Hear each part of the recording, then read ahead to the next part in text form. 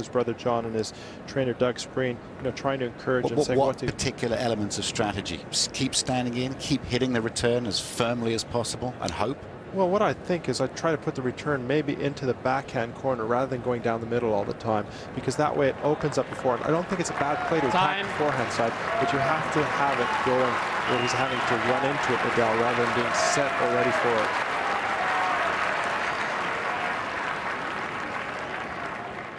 But I'm just so impressed with Nadal at the moment that I can't see that happening at the moment. I can tell you're impressed.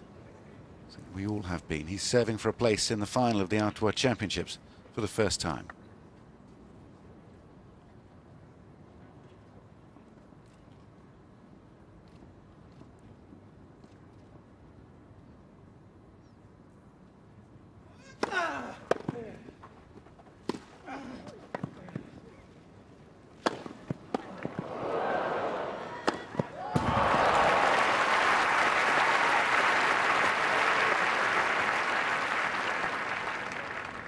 Love. It's a good smash. Roddick guesses right, but Nadal's not going to make a mistake with the second one.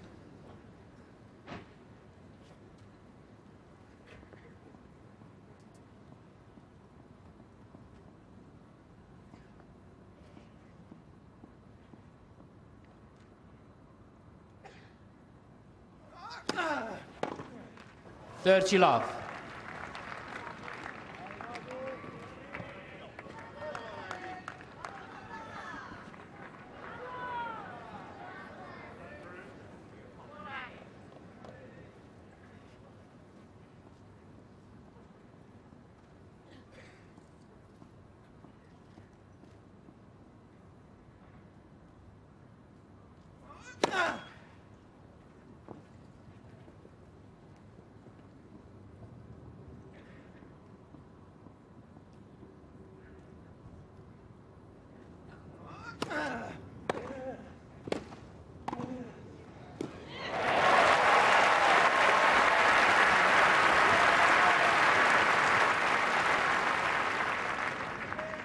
See, this is the change of pace that we're hoping from Roddick. The attack to the backhand side and moving forward rather than down the middle. Good play here.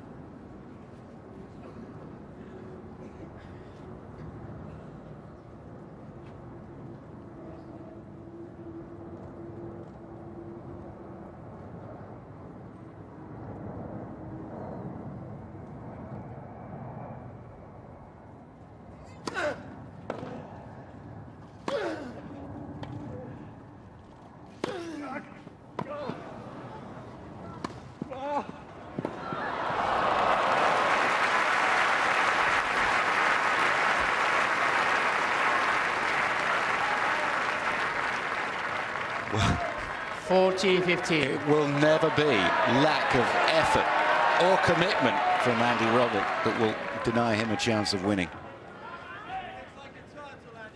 Today, he's been outplayed. He hasn't lost the match yet. He's 2 match points down. Nadal has been supreme.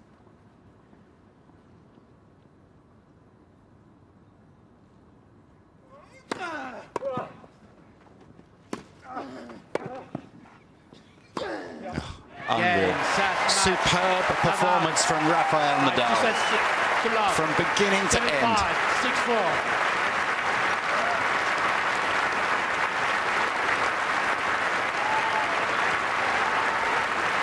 Well, there's a reason why he's #1 in the race this year. He's collected more computer points than anybody else. He's won more matches. And he's won a few hearts as well. Rafael Nadal will be in our final on Sunday at the Outdoor Championships. How good was Nadal today? I mean, that was impressive. I think I'm going to change my mind. Nadal is definitely going to win Wimbledon, and he is the favorite rather than Federer.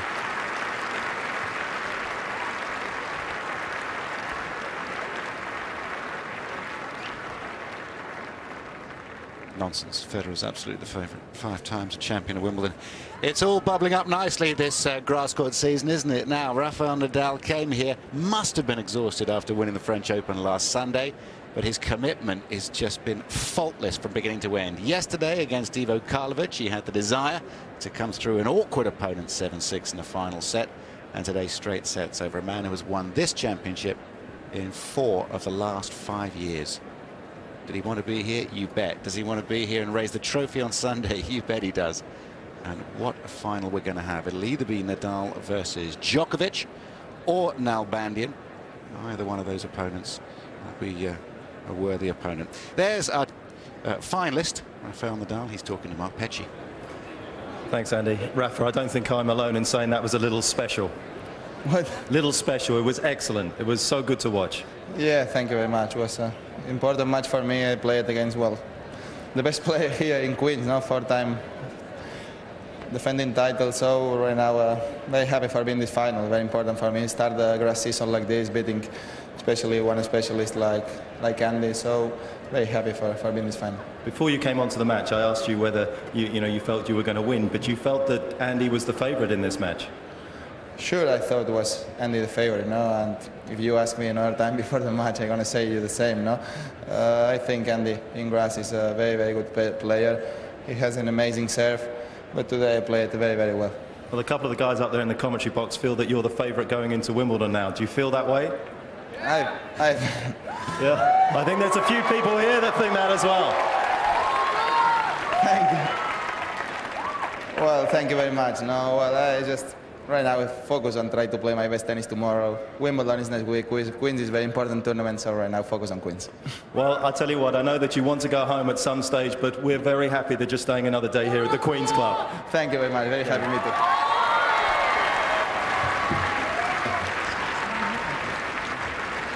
Well, thank you very much, Rafael Nadal. That was an absolute amazing display of tennis and totally overwhelming Andy Roddick, who has looked sharp right the way throughout the week. And I've got a feeling it'll take Rafa quite some time to make his way back to the locker room. So Rafael Nadal through to the final tomorrow and will face the winner of the next semi-final coming up in just a moment. David Nalbandian against Novak Djokovic.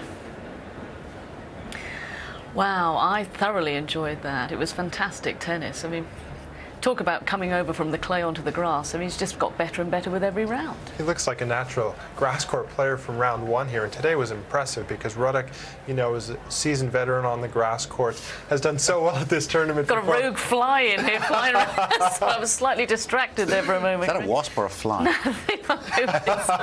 Must be summer. But no, he's absolutely terrific. Carry on. No question about it, and I think Nadal is the favorite, even though my companion next door thinks it's going to be Federer, but he has proved it today that he's ready to win Wimbledon, because last year he should have won that final when he lost in the 5th set, but Federer served so well, and right now he's returning better, he's moving better, he's serving better, he's doing everything better. I think it's going to be divide the nation, divide the whole tennis world of who's going to win Wimbledon. I'm just trying to rile him up.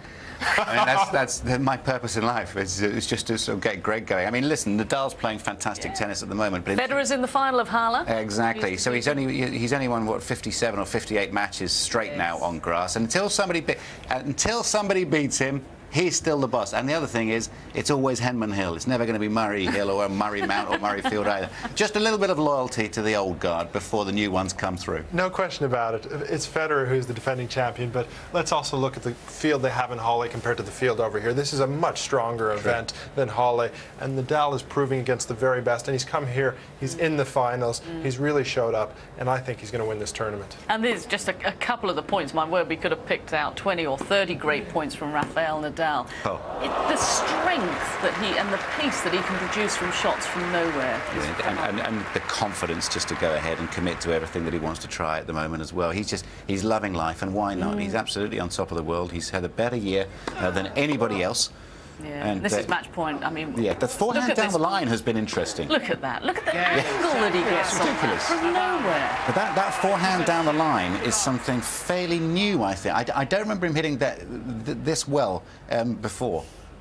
He's thanking everyone. He's such a delight, isn't he? He's having a great time. On the tour. And why shouldn't he? At his age and winning everything that he is as well, he's the centre of attention. He's handling himself beautifully. And tennis, we said at the beginning of the week, Sue, he's very, very lucky. You've got Federer, you've got Nadal, and you've got the next boy we're going to see out here who's equally classy, Djokovic. Yeah, but what about Andy Roddick?